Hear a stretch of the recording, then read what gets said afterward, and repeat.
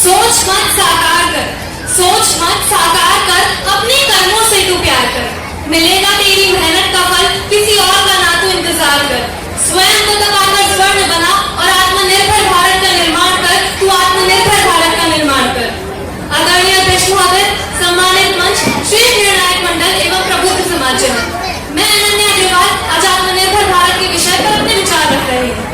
77 साल पहले हम केवल सुई बनाते थे या रुई बनाते थे, मगर आज हम लोग रॉकेट बना रहे हैं, चांद और मंगल के चक्कर लगा रहे हैं।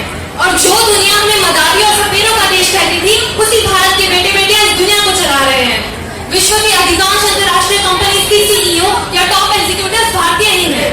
हमारे देश के लोकप्रिय एवं यशस्वी प्रधानमंत्री श्री नरेंद्र मोदी जी ने 12 मई 2020 को आत्मनिर्भर भारत की शुरुआत की थी।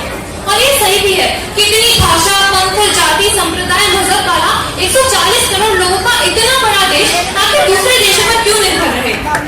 कौन कहता है कि आसमान में सुराग हो नहीं सकता?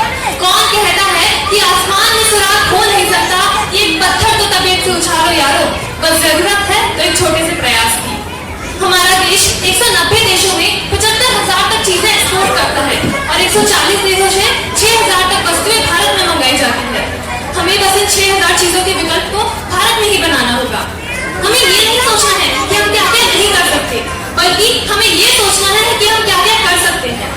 एक और जहां कोरोना महामारी में रोजाना हजारों लाखों की मौतें हो रही थी, वहीं हमारे देश ने अपने ही देश में बनी एक नहीं बल्कि दो वैक्सीन बनाई। और सिर्फ बनाई ही नहीं, बल्कि विश्व का सबसे बड़ा टीकाकरण अभियान चलाया, जिससे कोरोना महामारी कंट्रोल हो सकी।